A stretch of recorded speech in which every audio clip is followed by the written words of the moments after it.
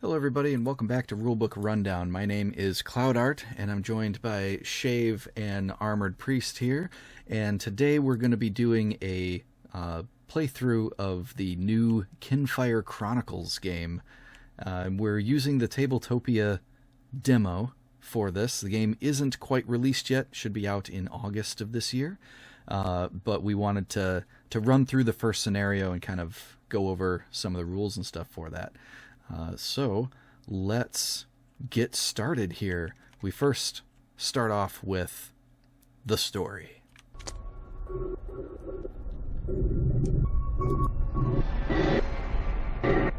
Darkness fell.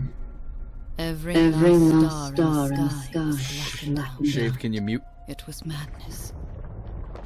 The land itself was twisted and transformed overnight, with unknown thousands whisked away. To where? No one knew. The starless nights had returned.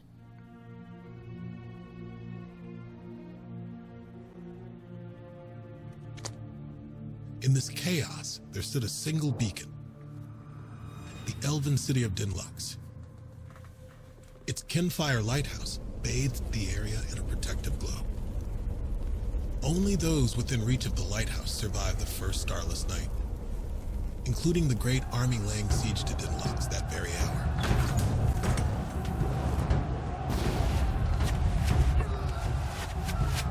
Sigurd the Sickly, the warlord from Dwar Fell, who commanded this army, agreed to lay down their weapons and, in exchange, Hierophant Selin opened the gates of Dinlux as a place of refuge.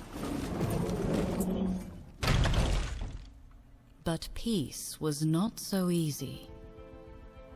The mercenary leader of the Orcs, Vath of the Tusk Rippers, sensed an opportunity and organized his soldiers to take control of Dinlux in a swift but not unbloody coup. Once an unsteady peace settled in, with Vath sitting at the head of the city council, a new organization was established, the Seekers Guild. You and your companions are Seekers, a team of well-trained individuals working together on behalf of the people of Dinlux. Your magically crafted Kinfire lanterns allow you to navigate the darkness of the starless nights somewhat safely. Still fresh to the guild, you and your fellow Seekers are out on assignment, escorting a caravan of workers and priests to Venna, a nearby farming village.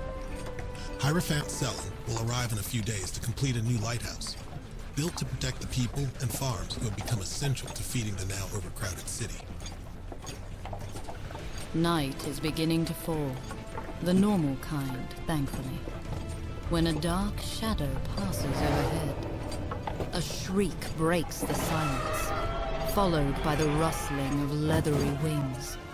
A creature, long and scaled, circles and lands before you. A wyvern. You reach for your weapons.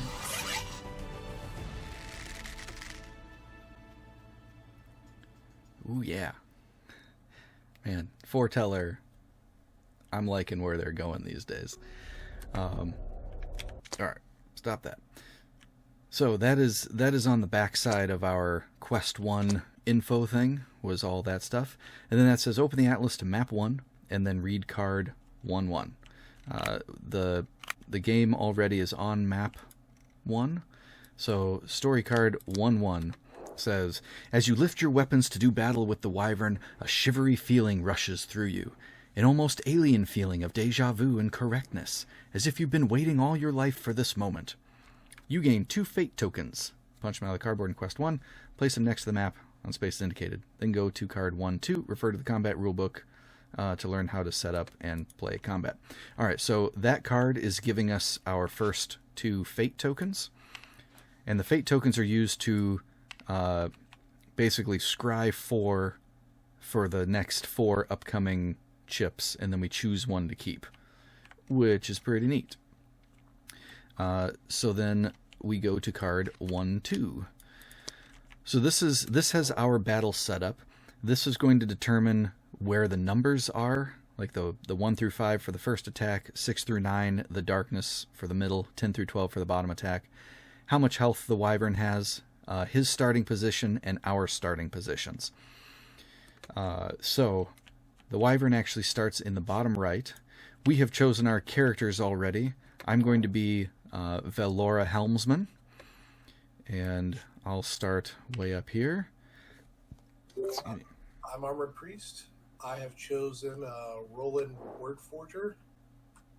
I will start in this spot, right, I guess beneath Velora. Mm-hmm.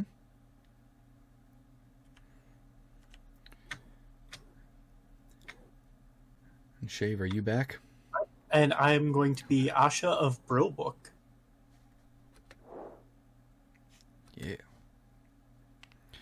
All right. So we're all in our starting spots. Now, if a Seeker is defeated, we lose the quest, and we go to card 1-3. If the Wyvern is reduced to 0 health, we go to card 1-4. All right? Wyvern has 30 health. At the start of the game, on the bottom of our character boards, we have, first off, the max HP is the first thing we're going to look at. Since we are playing with 3 or 4 Seekers, we have 5 less health. So we'll have to reduce our dials down to the corresponding value. Then we will draw our starting hand of 7 cards, which will right-click on the deck, go to draw, boom, 7. For characters with armor, which is not my character, but is both of your characters, you both start with 1 armor card. So after your 7 cards, you'll draw 1 armor card. So you should have 8 cards in your hand versus my 7. Wow. I have no actions in my hand. That's interesting. Hope I don't go first. Okay. So the next thing we need to do for setup is putting our chits in the destiny bag. So we have to have a total of 12 of our chips, so it's distributed evenly depending on the number of players. So since we're doing 3-player, we each get 4 of our chips into the destiny bag, which I can do for everybody here. Oh no. Get in there. Are you sure? Yeah, maybe not. There we go. All right, so the bag has 29 tokens in it. Perfect. And we are ready to start. In the opening scenario, we normally would be reading this combat rulebook. I'm kind of going to be explaining the game to you along the way, so we won't be going through this. This is doing all the same things that I had just done. But for the first turn, in this demo, they want us to pull chits from the bag until a Seeker is drawn. And then, excuse me, they will receive this special one-time attack of Beginner's Luck. So we're going to start by drawing a token from here. That's an enemy. That's a person. We can choose who gets to take the first turn. And then this will go back in the bag. I don't think I should take the first turn because I have just a handful of boost cards. So I kind of would like to utilize the boost cards before I go. That way they aren't just all discarded. Do either of you have a good... My actions are both melee, so I would just be moving anyways. But if that's the best thing we have to do, I'm happy to do it. I have an opening ranged attack, so I could open. I guess you are first. So then you also will get this Beginner's Luck card. It didn't seem like you have to play it on the first turn. First player receives a special one-time attack. Give it to the first player. And... yep. So you don't have to use that attack for this first one, but you can if you would like. So that can go to your hand, and then you can take your turn. So on the turns, we have one action that we can take, and then one movement, either before or after our actions. And it's shown... Not letting me put it in my hand. Okay. Apparently that is not considered a card in the programming of the game. Cool. I'll open with it regardless. Okay. So we will move in. Sorry, one last thing. The Wyvern starts his focus on the person with the most health, which at the beginning of the game is me. I have 12 health. Asha should be down here at 11. And Roland is at 10. So I'm the one that he is targeting currently. Carry on. Okay. Do you want to go over turn order on character sheets before I actually do anything? Sure. So we can do one action card, and then you can also move before or after doing your action. You can move up to one space. So he can, for instance, move in one space here and then play the action card for that.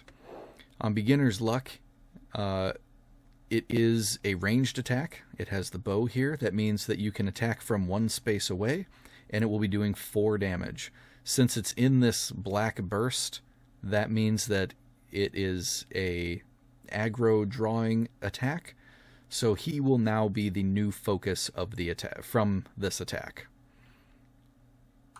The attack flies straight and true, lodging right in the soft tissue of the wyvern's nostril. You're pretty sure you couldn't replicate that if you tried. Nice. So Beginner's Luck is a white card, as shown on the left-hand side of it. After he plays an action, all the other Seekers have the opportunity to play a boost card. The boost card has to match the color of the action being played. White essentially is a wild, though. So since it's a white card, we can play any color of boost card onto that card. For instance, I will add a 2 damage boost. This is boost another Seeker's attack by 2. We each can play up to 1 boost. May have said that, not sure. So I will play this Fleet Arrow to add 2 damage. Asha, did you want to play a boost card as well? Yeah, I think I will play Snake Eyes, which also boosts for 2. Nice. So this attack is doing 6 damage. 8 damage, because There you math. go. That's better. So 8 damage. We can scroll wheel on the heart here to lower that down to 22. Huzzah. So this Beginner's Luck card is disposable, saying at the bottom. So once it's used, it leaves the game. And that'll just go back up here to this Beginner's Luck. This was for the first player in the first game, and that's it. And then our boost cards will go back to our discard. And then we check at the end of the turn, since Roland has done the 1 action and the 1 movement, we check at the end of the turn for refresh. If he has no action cards left in his hand, then he'll discard the rest of his cards, draw a new hand of 7, and any corresponding armor. He would get 1 armor. And then he gets to flip his lantern card, which we'll get to when we refresh. Do you have any actions left? I still have actions left. All right. So then that is his turn. So now we draw again for the next turn. Number 9. Okay. So now we go up here to the enemy's card. 9 is associated with this middle attack. The wyvern's massive tail snaps around like a whip, striking anyone within reach. So the wyvern moves just like the characters. He can move 1 space. Right now he is targeting Roland. Or that's his focus, is Roland. So he's going to try to move closer to him. So he will move 1 space into Roland's space. And then this attack that he's doing, since it has the black burst around the melee symbol, that means it hits everybody in that space. If it has a sword symbol, it has to be the space that you are sharing. And if it has the bow and arrow, then it is 1 space away for the ranged. Black burst is AoE, so he is doing 4 damage to everybody in this little zone. Fortunately, that's just Roland. Unfortunately, you don't play defense cards for yourself in this game. Instead, other characters boost to help you block 4 damage. The monster's attack, or the wyvern's attack, has this white bar on the left side. That means it's a white attack. So we can play any color of boosts. The boost that I played will block 2 damage for another seeker. Asha, did you have a boost that you wanted to do as well? Or no? So I do not have a boost that does blocking. Okay. I do have a boost for extra movement, but I assume That that is because it is not Armor Priest's turn, that is not a legal play. correct.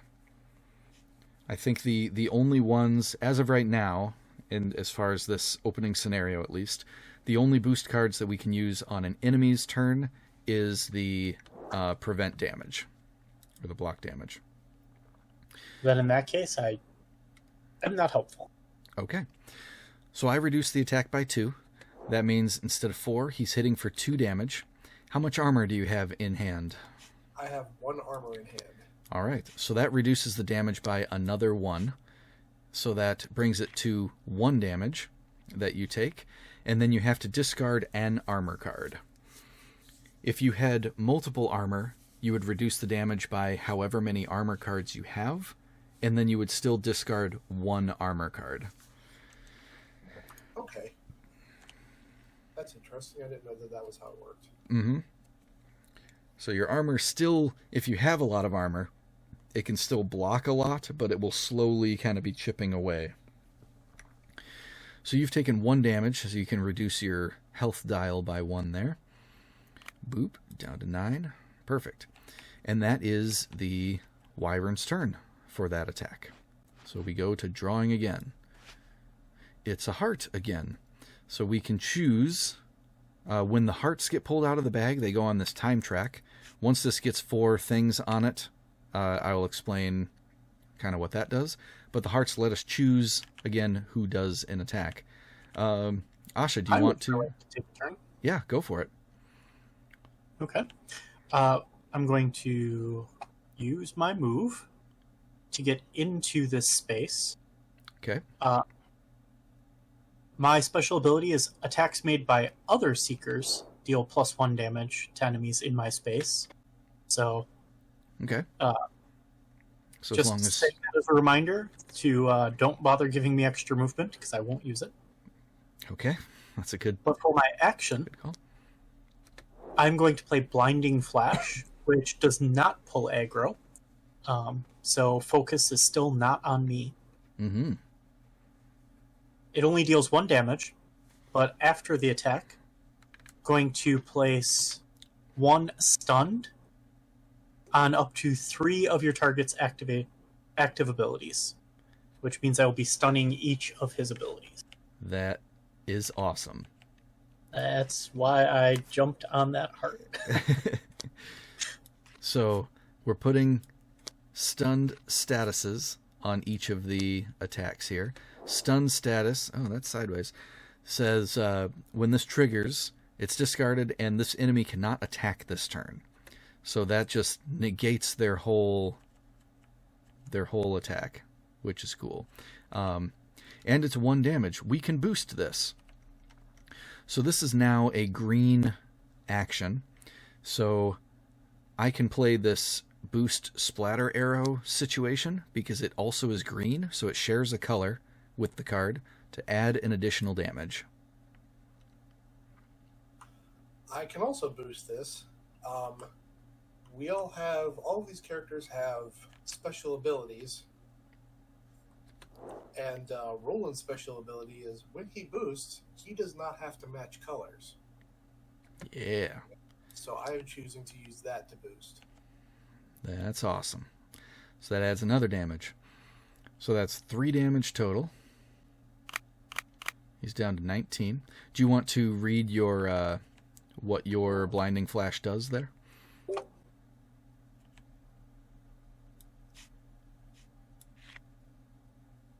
You snap your fingers in your enemy's direction, and a bright flash of light erupts from your hand.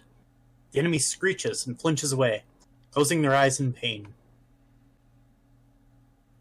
Got him. All right, so we'll make sure that this is still with Roland here. Okay. Then that's you. Still have action cards in hand? I still have some amount. Okay, perfect. Then we will move on. Next one is a 6 for the Wyvern. So that would be triggering this middle one here. When they trigger an ability that has status effects on them, you resolve all of the status effects. So this can be good or potentially bad, depending on how they are stacked, I guess, or how we have placed them. For instance, this stunned is discard the card. They cannot attack this turn. So they still would focus with the stunned. I believe they would still do their movement, but they're in the same spot as their target, so they aren't moving. But instead of doing the 4 damage attack to hit both of them, he's stunned and does not attack. Then the stunned is discarded. If we had something like weak that reduces the damage of their attack, if that was on that attack and stunned, both of these cards clear, and weak just won't have an effect because he's not actually attacking because he's stunned. So we'll want to keep that in mind in the future, that like if we have other things, they all do resolve at the same time. But that is his turn then. He just didn't do anything. Or she. Yeah. We draw again then. A 4. Same type of thing's going to happen, because a 4 is this upper attack, and they are stunned. So we remove the stunned card. They don't do an attack. They don't move. For this top attack, after attacking, the Wyvern refocuses, and they focus on the person who has the most health. Since they didn't do their attack action, they won't refocus for that thing, because they did not do that attack. So that's neat. And we'll pull again. Alright, this is less neat. We got a 5. So now, they are triggering. With a sudden lunge, the Wyvern darts forward, snapping its massive jaws at you. So it doesn't have to move, because it's in the same location as its focus of Roland, and it is attacking for 8 damage. Woof. It is a white attack, so I can play this red boost of get your or defend 2. Asha, any defense cards for him? Nope, I still don't have any. I didn't refresh my hand. Oh, that's since right. Last time. I didn't have any. Bummerino. All right, Wyvern smacks you for 6, and you're now out of armor cards, right? Yep. Oof. That's real unfortunate, hitting them so many in a row like that. So then they will refocus to the person with the most health. I am sitting at 12 health, so I will take the focus. You can have the focus. Yes. All right. Darkness. So this one will trigger their middle attack, and it goes on the time track as well. There are 3 darkness tokens in the bag and 3 heart tokens in the bag that cover up the time track. So now we do have this massive tail snaps around like a whip, striking anyone within its reach of the 4 AoE damage. So Wyvern will move here into the space because melee, and then hit me for 4. Any boost from Roland? Yeah. 1 defense there, so Wyvern hits me for 3. I have no armor, so I take 3 damage. I'm down to 9. Okay. 7. Gee whiz. Hits me again. You got any more of those rolling? Really don't. All right. I just take 4. Okay. So we've drawn a lot of enemy things here. I'm kind of scared that I might get just power slammed here on the top thing. We could spend a fate token here. Before drawing a chit from the bag, the seekers can drop a fate token into the void to draw 4 chits instead. Choose 1 chit to resolve, return the rest to the bag. That sounds like a good idea. Seems like that might be a thing for now. When I had played this before with the developer, he had mentioned that with this going in the void bag, it's gone forever. So I don't know if there are a limited number of fate tokens in the whole campaign or not.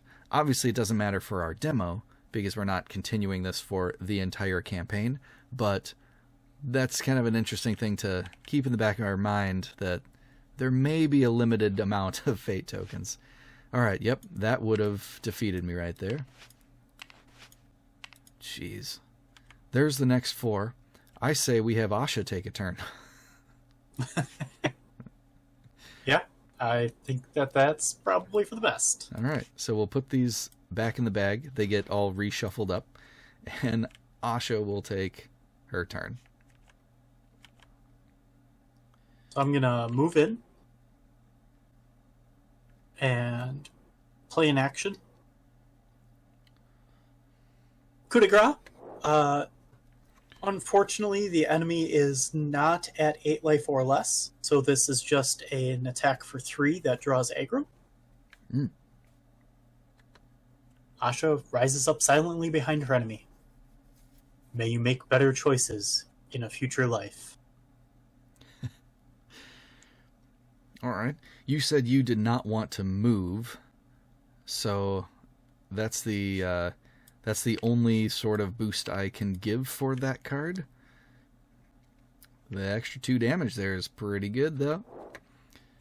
So that's... And once again, Roland's power to not have to worry about colors and boosting. Yeah. So that's a 5-pack. Brings Wyvern down to 14.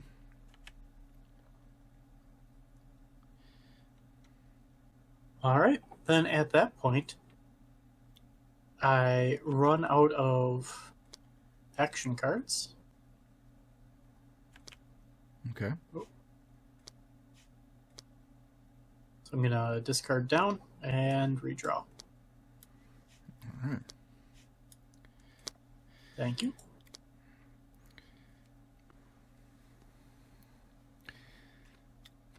So since he's has no actions, does the refresh, discarding, drawing back up to 7, drawing the 1 armor again, and then charging her lantern. Yep. And my lantern is Eclipse Sights Twilight. It is a 6 attack, and after attacking, I may refocus each enemy focused on me to another seeker of my choice. Neat.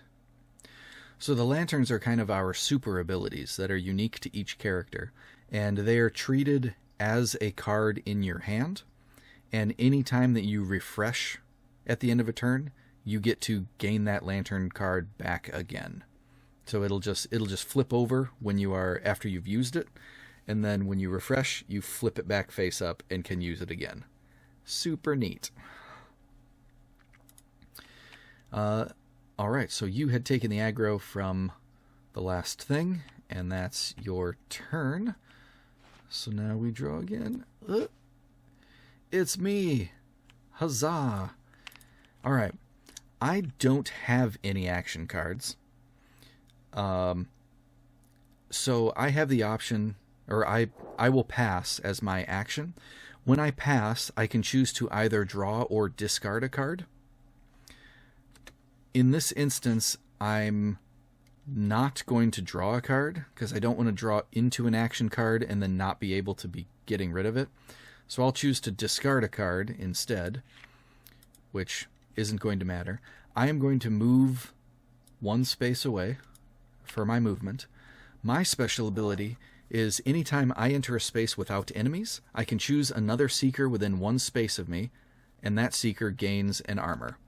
I will give that armor to Asha, since Asha is probably going to be staying in the Wyvern space and has aggro currently. So Asha, you can draw yourself another armor card. I thank you kindly. I will put that to good use. Then I have no actions left in my hand, so I will discard my cards. Maybe.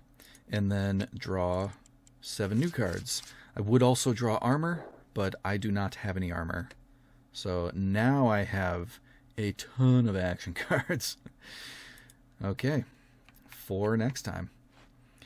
Here we go, next turn. Don't forget to flip up your lantern. Oh, yes. Thank you. Lantern.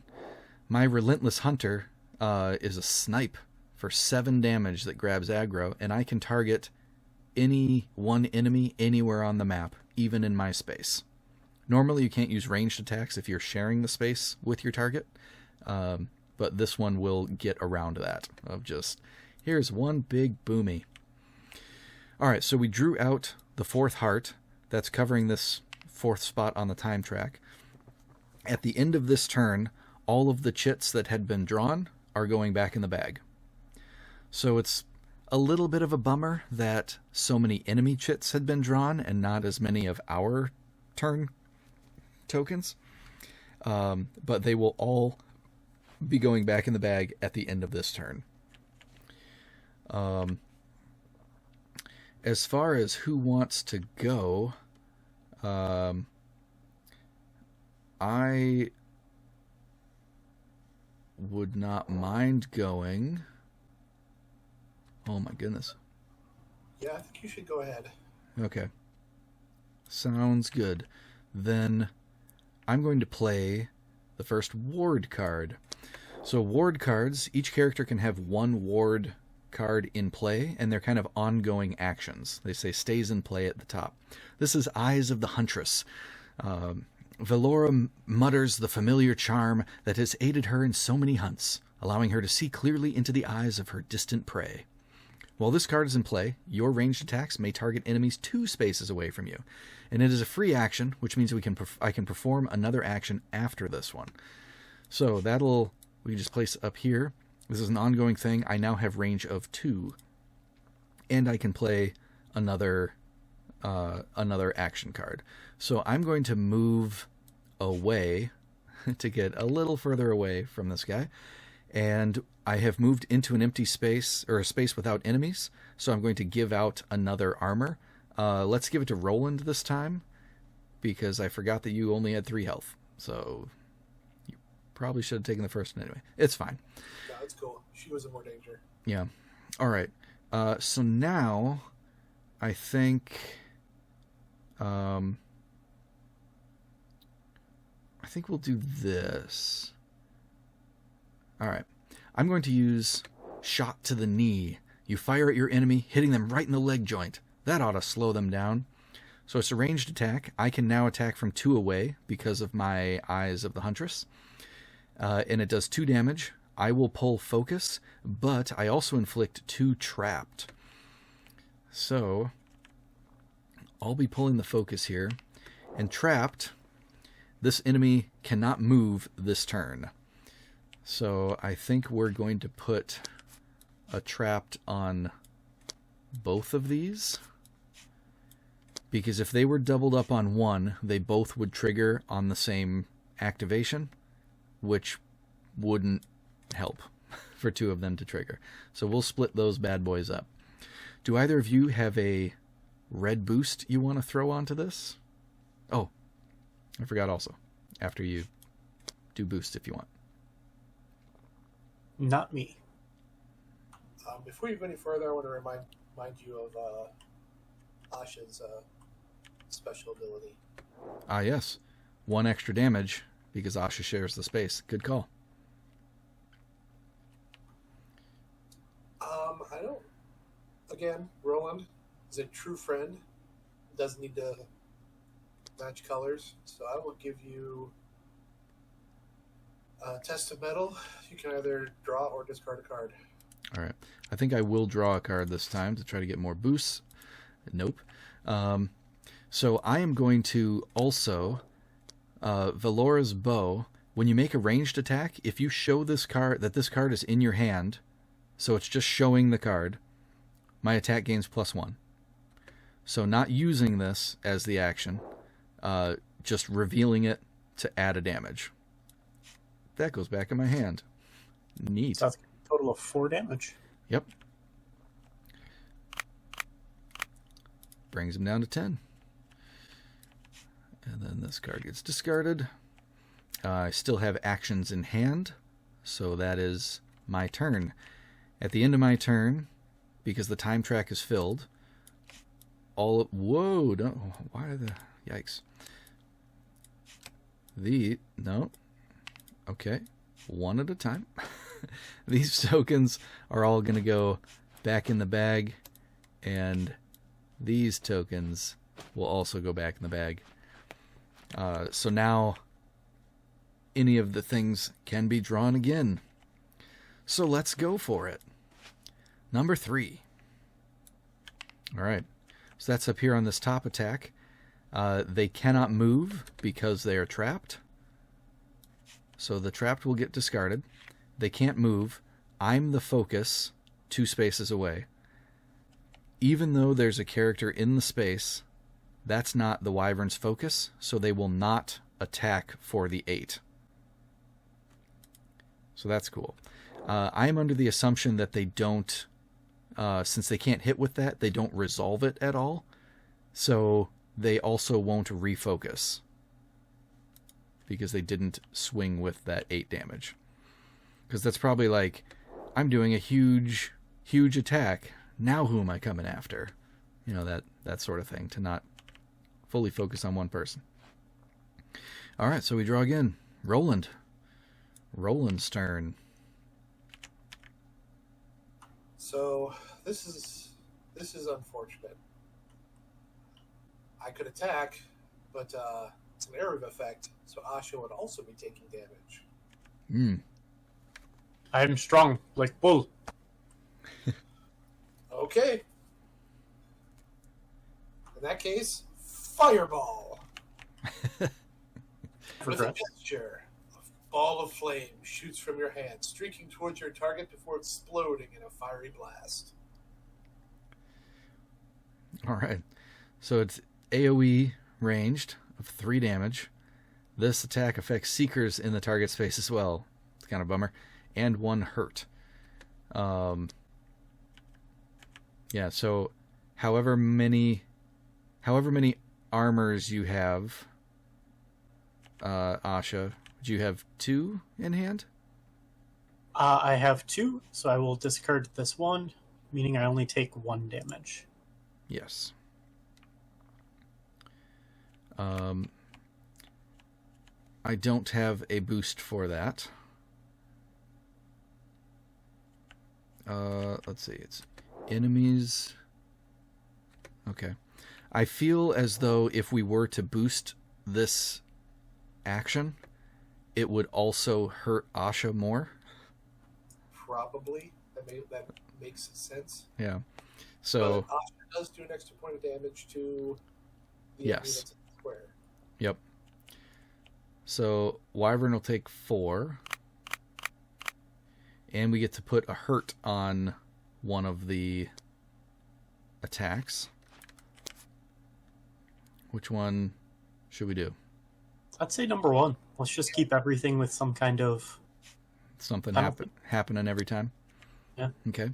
That attack drew you the focus. Yep, then I'm going to move away. Let's see. You can move after your action. Yes. The moving can be after. As far as us gaining status effects, I did not run into that in my thing. So let's see if there's a... Yeah, that's a good question. Do we also gain those status effects? Let's see.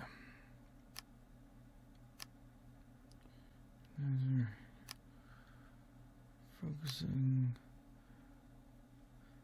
If an attack with a status effect is used against you, take a status card of the indicated type, turn it to its seeker side, and add it to your hand. Oh. There's a flip side of those.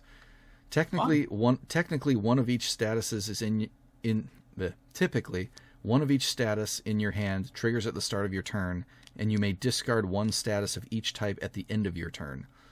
Discarded status cards return to the corresponding pile. All right, so you have it out there. Yep. So temporary status hurt. All right, so while any hurt cards are in your hand at the start of your turn suffer 1 damage, ignoring armor, per hurt in your hand. If you did not gain a hurt card this turn, discard 1 hurt at the end of your turn. When you discard a hurt card, return it to the pile. Interesting. Did you take one of those? I did. Okay. Perfect. Then that's that. Maybe you. Not so Yeah. great. Yeah, that's very true. All right. I am out of action cards, Oh, yeah. Okay. so I draw down and draw a new hand of 7. Mm-hmm. And flip my lantern. My lantern power is purity. Fire's cleansing. AoE ranged attack. That I get to throw 3 statuses of my choice among my targets as I see fit. Neat. That's cool. All right, and you got your armor as well? I did. Perfect. So we draw the next token, and I had already drawn. Forgot about the refresh. And that is a 5. So they're triggering their top attack. They are hurt, so they take 2 damage. And then their target is now 2 spaces away. So they move 1 space toward, and then don't attack. Nice. That's what we like to see. Roland, your turn again. He's got 4 health. I think I'm just gonna blast him with my purity. I wish I had a boost. So he can take 3, or she, and then I'm just gonna throw 3 hurts on him, 1 in each space. Oh, there we go.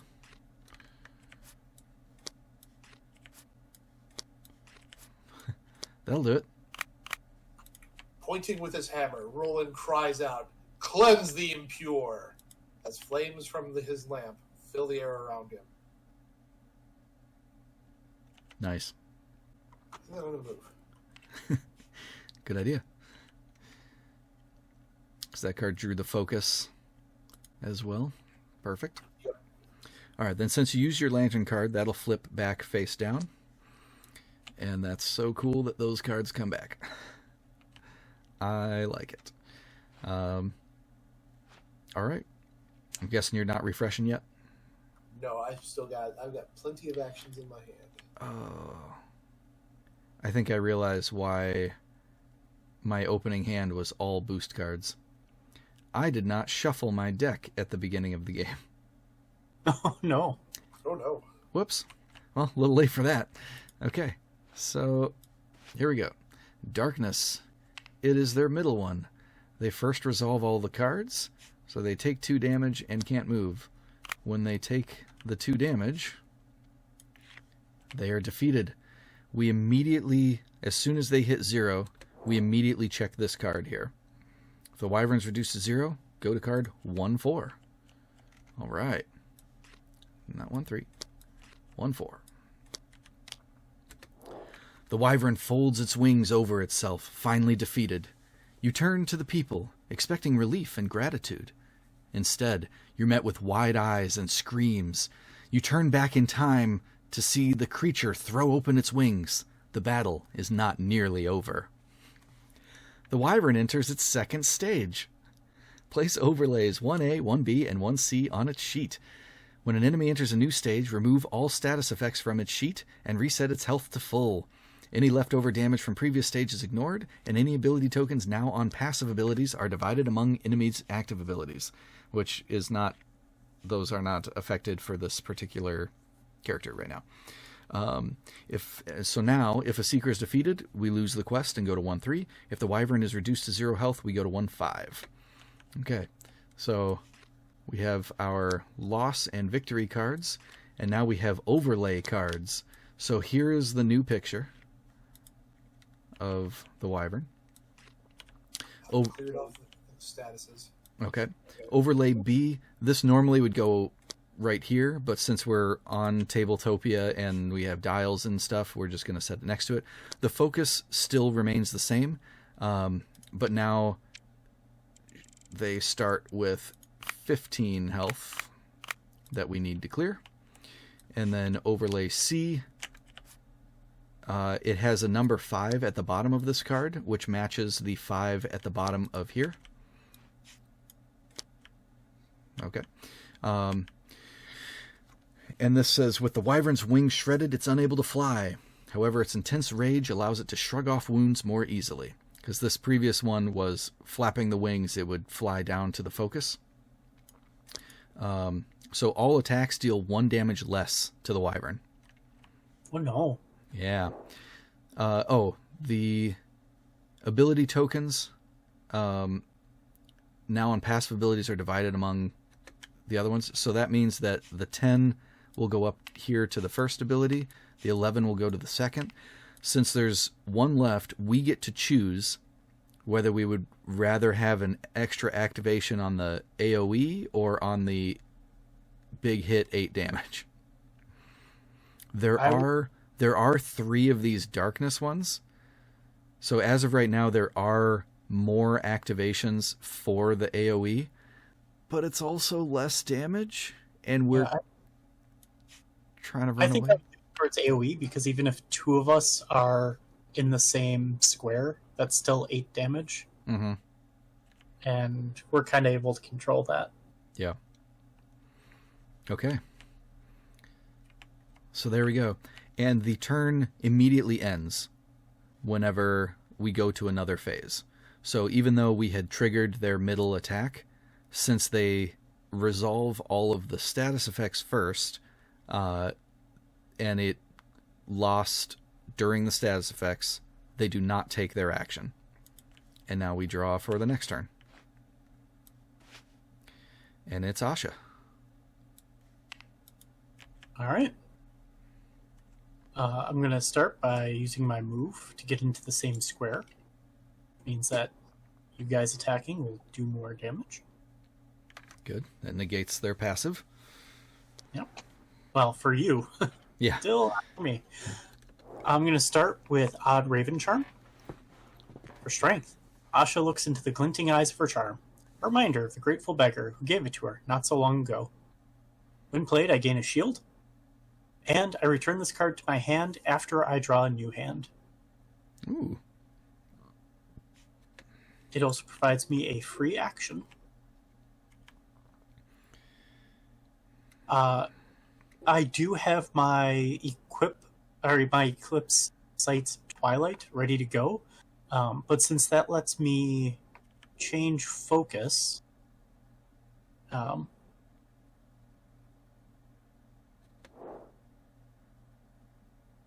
going to hold on to that until I have focus. Okay.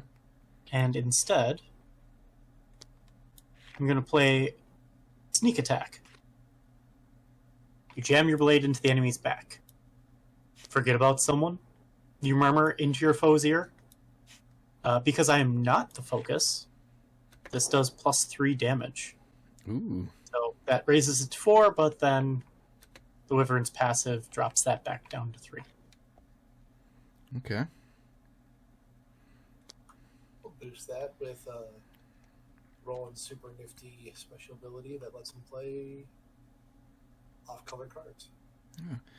And I will boost, since it is half blue, I will boost by letting you draw or discard a card if you would like. I'm going to draw. All right. So that was 4 damage from your attack, plus 1 from the boost for 5. They reduce the damage by 1, so they take 4. And Asha now has, because of the sneak attack. And now Brought has the the focus. attention of the wyvern. Yeah. You stabbed it in the butt, and now it's mad.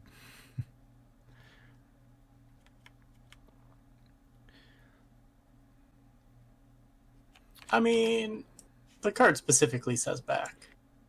I suppose. Okay. While we're continuing, a silly thing for Tabletopia is stacking the cards.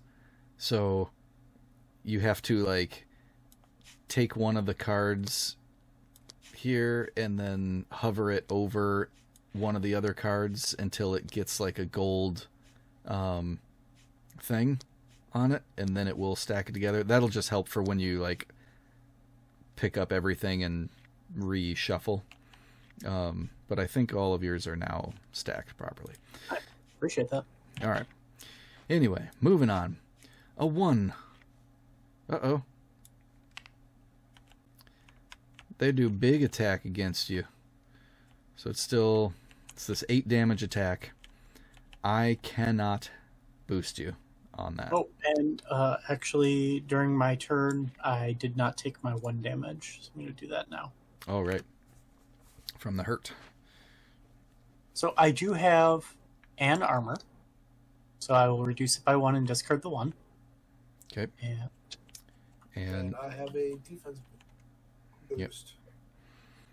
So you'll take 6. Oofta. Oops.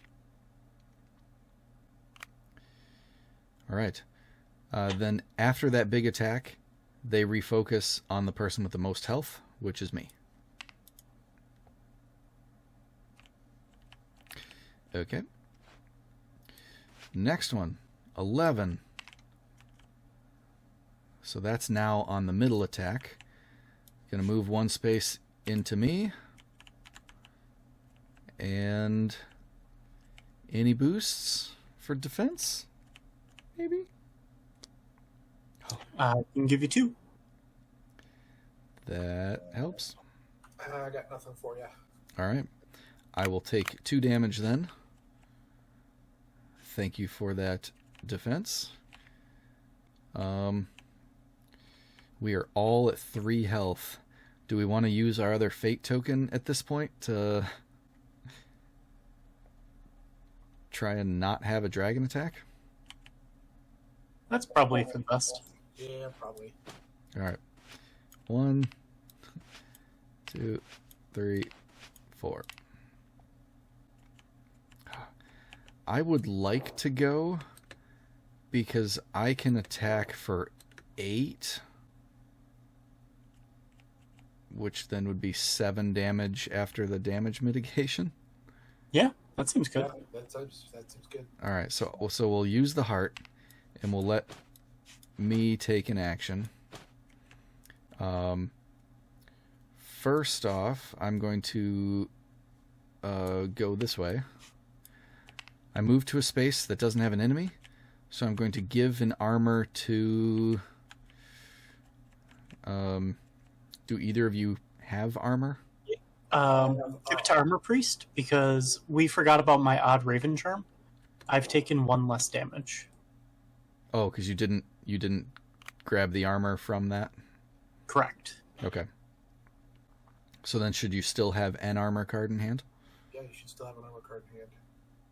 Oh, the way I read this is that I just have a passive 1 armor rather than 1 in hand. No. So That would I be... Because then, yeah, I would have reduced 2 damage and then gained 1. So functions a little differently, but comes out the same this time. Yeah. Okay. All right, so I moved 1 and then gave the armor to Roland. Right? Yeah. All right. Then I'm going to use my snipe here. Snipe the prey, murmurs Valora, raising her lantern into the air. A blast surges from it, twisting through the air, seeking out her target's heart. This attack may target any one enemy anywhere on the map, even in your space. It's a 7 damage green. I'm going to reveal my bow. When Valora first crafted this bow with her father, she had no idea of the many dangers and adventures it would see her through. So this is revealing on the ranged attack again to deal an extra damage. And it is a green attack. Green also going to boost it, allowing you to either draw or discard a card. I'm also going to do that. Okay. I will draw 2 cards. Yep, should have shuffled at the beginning. No boosts. Okay. So that's 8 damage from me with that. And then reduced by 1, so they take 7. They're down to 4. And I have the aggro. And I have a lot of actions. Yep, that's me. Roland, you get your last turn for a little bit. Neat. All right. This is going to be awesome. So we're going to open up with Leech Charm. Close your eyes and murmur in the dark words. Murmur the dark words. You can already feel the magic sapping away your enemy's life bit by bit. As a ward action, while this card is in play, each time an enemy discards a status, they suffer a damage. It's a free action. Neat. So then, action, Lucky Beard Comb. Ancestors be with me, Roland whispers, holding tight to the comb gifted to him by his uncle long ago. Give 2 weaknesses to 1 enemy. It's a free action. Perform another action after this one. Ooh. Do you want those weaknesses spread between the 2? Yep, put 1 on each. Okay. Test of Metal. Roland murmurs a quick prayer to the spirits who came before him. If we be worthy, let us show our strength. Every flame in the area suddenly surges upward. All enemies suffer 1 point of damage per status on them. This was also a free action. Nice. And this is not an attack, and their passive says all attacks deal 1 damage less. So that's just a straight 2 damage right there. Then we will move. Well timed to blow. Waiting and watching for the perfect moment, you suddenly spring forward, striking with all your might. Does a point of damage, and then does +2 for each status on your target. Get wrecked, Wyvern. So the question is, it doesn't matter in this instance because only one of them is needed to get the 3 damage, but I'm wondering if it considers weak being a status, so this counts as 1, or if it's 2 instances of weak, so it would be 4, or like, because it's 2 damage per thing. I don't know if this counts as 4 damage, or because they're both weak, it counts as 2 damage. Yeah, it has the weak status, so it only gets +2, versus it has 2 weakness cards on it, so it must be +4. Instances of status. That'd be a good clarity to get. Yeah. But either way, it still is 3 damage minimum, which is enough to get there. And even if it's not, because the previous card was probably that way too, so they would have potentially, if it is just considered 1 status effect, they would have 1 additional health, but still wouldn't matter. They would be at 1 then, and then when they take a turn, they'll discard a weak, and your ward will deal the damage and defeat them. So they are. Well, they were at 2, so they would be at 3. and then I did 3 damage. But they... Oh, right. You're right. Forgot Yeah. about the... Yeah. So there's that, and then on their turn, their attack hits for 1 less. This gets discarded. Your ward deals them 1 damage, which is not an attack, and they immediately lose. Huzzah! Wyvern's health reduced to 0. Go to card 1/5. At last, the wyvern is slain. Some of the merchants from the caravan casually ask to purchase the wyvern's carcass. Apparently, they have a variety of uses. You look at each other and then agree, provided you can keep some of the wing leather. You take the money they give you, but don't offer to help as they load the stinking carcass into the wagon. You gain 6 coins. You continue on the road to Vinna, wary and unsure what else may lie between you and your destination. This quest is over. Next time you play, proceed to Quest 2, which Quest 2 involves like adventuring stuff. And there's an adventuring rule book. I haven't done that yet, so we won't be doing that in this video. But for sake of understanding how their philosophy is fail forward, that was the successful thing. If we had failed the mission, there would be some flavor text, we gain 3 coins, and then proceed to the next quest. So doing it successfully gets us more rewards, but we will still advance regardless. And that's Kinfire Chronicles. So thank you everybody for watching this video. Hopefully you enjoyed it. Feel free to scope out the Tabletopia demo yourself, and you can play with some of the other characters or play through this with a friend. You can also continue on through the second quest for figuring out the adventure stuff. We might do a video on that later. Not entirely sure yet, but that is where we're at. Thanks for hanging in there. Hope you enjoy it, and until next time, keep on gaming.